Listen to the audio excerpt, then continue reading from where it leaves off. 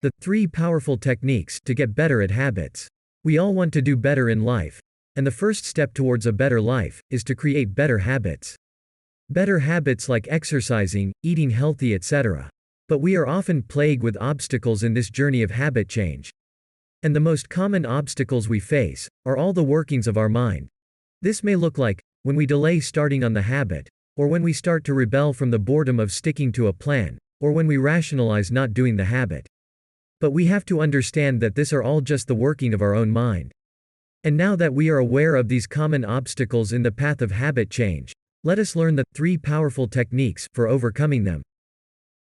3 powerful techniques to get better at habits are: 1. Focus on just starting. We often delay starting on a habit, even after having a thorough plan. This is mostly due to the high barrier to start the habit. Lowering the barrier of doing the habit by making it smaller and simpler can drastically change our mindset.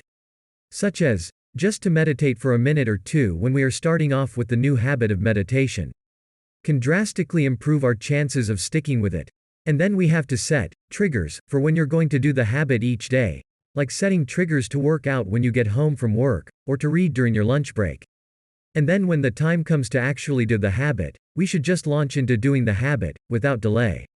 At the beginning, focus on getting good at this skill of starting, which will require practice, and you should not overdo yourself at the initial days of habit change. 2. Be completely with the habit. After you begin doing the habit, it's very common to focus on getting through the habit, that is trying to complete the task. And this is a mindset that most of us have, that is to rush through our tasks, trying to finish each one. But actually this is not helpful for when it comes to habits. Here we should not treat habits as a daily task to be completed, but instead as a continuous learning part of our lives. And we should actually be completely present with the habit, really feel the experience instead of rushing. Also, we should imagine there is no end, and that this moment is all there is and ever will be. This perspective can transform the way we see habits, that is, we don't have to do it, we get to do it. Turning it into a mindfulness practice. This is an act of love for ourselves, and we are doing it to not only be compassionate with ourselves, but to enable ourselves to be more present, compassionate, and committed to serving others. This is a wonderful cure for the tedium of sticking to a plan. 3. Pause when you start to rationalize. The problem with rationalizing not doing the habit is that we don't often notice we're doing it. We just start moving away from doing the habit. We start to think that it's okay to do it later, or that we don't really need to do this, or that just this one time won't hurt. There are lots of excuses that we can come up with, but they are not helpful thoughts.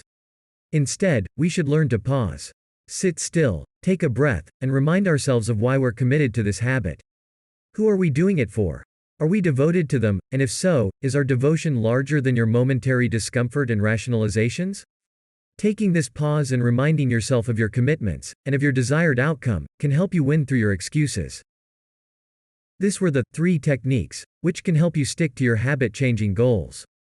And hope that you will apply them in your life, benefiting from the change. Also hope that you have enjoyed the video, and for more such practical philosophical videos consider subscribing to the channel. As always, thank you.